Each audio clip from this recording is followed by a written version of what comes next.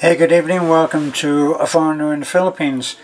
I'm over at the Red House now. I've started to come and enjoy this desk that I made for Beth, and even though it's not sanded and smooth and top coated, it's still a great pleasure to be able to sit here, and the light's reflected very well by the white colour, and so it's good. And I don't have the interference of Beth watching her TV programs. so anyway, today was a day off. I didn't do any work on the house today. For those of you who've been following my quarantine madness remodeling, house remodeling videos, so didn't do anything today, but we had a breakdown the other day, a couple of days ago, I'm guessing now 2 or 3 days ago, and it was the blue. Now, I mentioned this not to do a big complaint. As far as things being as they are in the Philippines, you can't always find a great mechanic. You can't always find a mechanic with great facilities and great tools and everything that can do a job just perfect. So you have to come to terms with that, and I'm doing this for those people who come over here or are planning to come over here and think that everything is going to just work out perfectly. It's not going to be perfect, I can tell you, but it's going to be perfect enough, and that's really what you really need to focus on. Now we found that once we got into town, I'd noticed that there was a drop off in power, and it all pointed to the head gasket. So when we got into the parking lot that's next to Alturas in Talabon, the truck wouldn't start. So we just abandoned it, and we went and we left it with Nestor. Nestor is the devil I know, and he is an incredible man. He only has the effective use of one leg. The other leg just hangs there like a doll's leg, and believe it or not, he gets around quite a large workshop on crutches, and even does test drives on cars that he's repaired on crutches. So for me, he's an admirable, a hero type of person. Anyway, we formed a friendship with him, and we like to think that we've reached a condition where we have a kind of an agreement where we know that he is going to do his best. So we dropped the key off for him, and he went, I think it was a Sunday actually, he went and he picked the truck up. However he picked it up, I'm not interested in knowing. And we got the call yesterday saying that the truck was actually finished. And what he did was, he did what he called a rebuild. It actually was very cheap. So the idea that it was a rebuilt engine is really not going to touch very closely on reality. But we've got the truck back. I got it back today, and did a lot of other stuff. Now the other stuff is one of those things that if you're a foreigner and you're looking at this, you'll wonder about it, and if you're an OFW, you'll be nodding your head wisely and recognizing everything about what I say. So I have an agreement with the local tiny little store that sells car parts, cars, trucks. It has quite a good inventory, but there may be places, times that you don't get what you need and you have to go to Tagbilaran. Fortunately, I have an agreement with them. They know me very well, And what happens is that Nestor will send somebody along there with a list of things that he needs for Terence, and they give him whatever he needs and make a note of it, and don't ask any money. So when I have had the truck repaired, I go and see Nestor and I ask him how much, and he gives me the price for the labour, and then I trot off, continue on my way into Taliban, and on the right hand side there, next to the tyre place, you'll find the little spare parts place. And I go in, and everything is done on trust. They trust me, I trust them, I trust Nestor. What else to do? Can you go around mistrusting everyone? Well, no, you can't. But as soon as, of course, as soon as anybody establishes that they're not to be trusted, then you've got to decide how you're going to go. But I went there today, and all of the parts that he has needed only came to 1,900 pesos, which is pretty good. Mainly, it was oil and a head gasket. So that was mainly it. Plus, I think he did a repair on a hose. His charge was 5,000 pesos. I'll leave you to do the conversion. Well, then I went in. As soon as I found that the bill was 1,800 for the parts, when I got there, I actually stopped to ask what the cost was, not knowing what he had ordered, and was surprised that it was only 1,900, and so well, I looked at my wallet and I had that much money.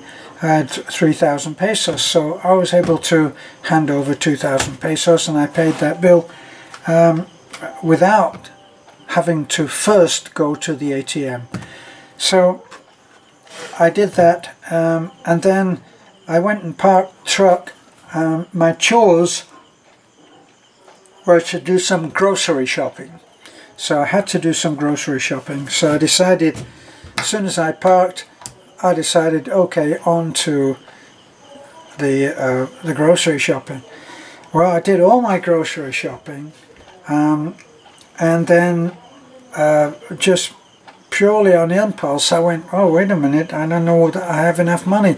So there I am, I've got a full shopping cart in a busy supermarket, and I've only got 1,000 pesos, and I know it will be about 3,000. So then I have to park quietly, unobtrusively, I hope, park my full trolley, my full shopping cart.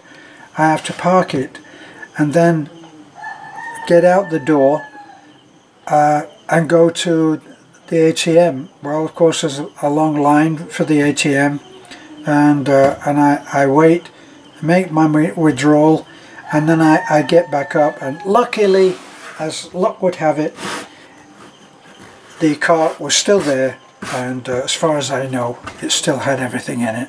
Why would anybody shop out of my shopping cart when they could do the rest of the store? So I went and paid. It came out to 2,300 or 400, and down to the truck. And then I went, and this is another part of what it's like to be in the Philippines. I went to the Ambacon hardware store, hoping to get some moulding that I've been using, and no, it's gone the normal way of I go and I start doing part of a project by using a particular product that I've found in a store, and I get part of the way through that, and then when I go back to get more, they're out of stock. So they're out of stock of this moulding, wasn't able to get it, very disappointing. And then I found some very nice paints, a couple of really nice colours, on their chart, and thought, well, this is great. I'll get the paint for the desk. And on a whim, as you might know, I do things out of order, out of sequence, and I thought I could face coming back, giving a light sand off to the desk, and then I could paint the desk. And it was one of those designer whites. I mean, they have angelic white and I don't know, pearl white, and these different kinds of antique white. There's a million colours of white. Mine's just plain ordinary everyday white. It doesn't say anything about it. So I choose the one. There's two there, and I look at them both and think, well, either one would be great. And one had a little tick in the box, so I said, oh, you have this one in stock? And she looked at it and said, no. The Filipino, no. I can't do it. Even now, I can't do the no where you go, no, yes. Very difficult to do it. So, oh, you haven't got that one? No, that's right. Yes. You mean you've got it, or yes, you haven't got it? Yes. No, we haven't got it. Anyway, I go to the next one, which doesn't have a tick on it, which was equally pleasing for me. Okay, I'll have this one. No. You mean, no, you haven't got it? Yes. So I end up walking out with no moulding and no paint, and getting into the truck and taking off down the road. Now, fortunately, everything went perfectly on the truck. It all seems to be going in great shape. It was back on full power. I made the trip back. I crumbled, had a soft drink, and bought some eggs to supplement the groceries that we had. And got home and took a rest. I've looked around, and they were doing videos which entailed a walk, and I'd been pretty much on the go from this morning, so I begged off that, and I was given a reprieve for good behaviour, and that was my day, and here I am now, getting on for, I don't know, 10:40, and we're still working. So that's life as a vlogger. Okay, well, thanks for being with me on my update on my day. Tomorrow I'm going to try to get some of the things done which I don't want to do, which is always a release of the block on my energy. And you can see one of the things here that I will be doing, and that's doing the paneling. And doing more paneling. There's the insulation, if I can just show you that. Very poor insulation. That's all it is. On one side you've got the silver, and on the other you've got foam. Now, interestingly, I had two messages today. One said, you've got the insulation on the wrong way round. The silver should be facing inward, to which I had to respond and say, no, that's I don't believe that that's true, because the silver is what reflects the heat, and the heat is coming from the outside. So my logic may be wrong, but that's how it seems to me. And then a few comments on, and there I have another comment, and it says, you've got the insulation the wrong way round. So once again I had to say I don't think so. So that was the end of my day. I shouldn't say the end of the day, because many of you will have realized that the comments are back on. And now, no matter how many times I actually try to make this clear. It seems I never can achieve the end result. We don't, Beth and I do not disable comments. We don't do it. We actually enjoy the comments.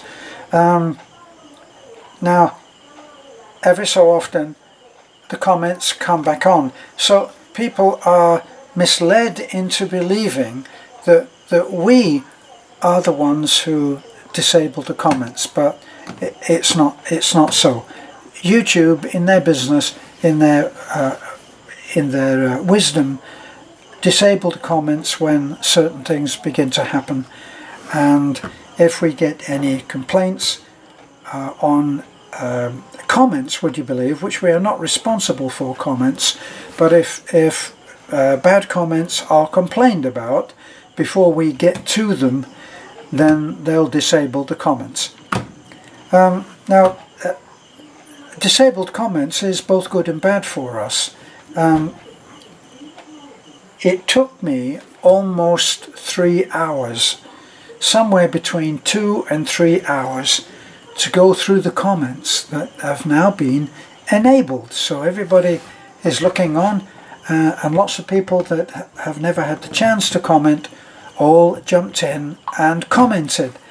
And I went duly, as you will have seen if you looked at the comments, I went through the comments and I answered every comment, either with a thumbs up or a little heart or words, depending. If it's a comment of some substance, in other words, not just one which says great, loved it, good work, which is what's been happening lately, because people have been looking at the work that I'm doing in our house and commenting on that and being very, very kind and saying how much they enjoyed seeing what I've done.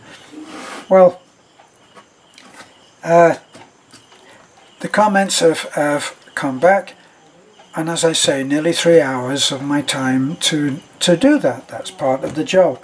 So when there are no comments, it's kind of a letdown for me, but it releases me to handle emails and messages, which when people find that they can't comment, if it's really something that they want to say, they go through and they comment on my Facebook. That's why I go ahead and I do a little snippet. I do some still pictures and I put them on with some text onto Facebook. People want to then go to our YouTube channel, which is what we're on right now, they can, and they can see the rest of it. They can see the video. But if they want to comment on the work, or whatever the post is going to be about the video, whatever the video is going to be, people can do that, and they can do it on Facebook. So people can always get in touch with me, and I'm always happy when they do. So how long will the comments stay on? I have no idea, and it's not my decision or my problem. I accept whatever happens. Things have a way of working out in their own way, and I don't worry about it. So thanks for looking in. Comment if you can, and bye for now.